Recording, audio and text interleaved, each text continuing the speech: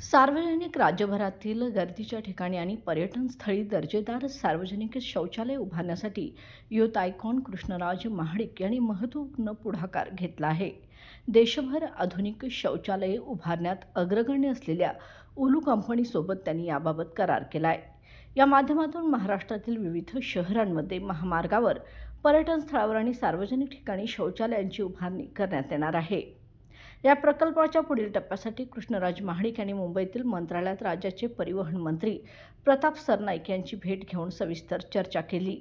राज्यातील बसस्थानकावर महामंडळाच्या वतीने शौचालय उभारण्याचं नियोजनही बैठकीत मांडण्यात आले.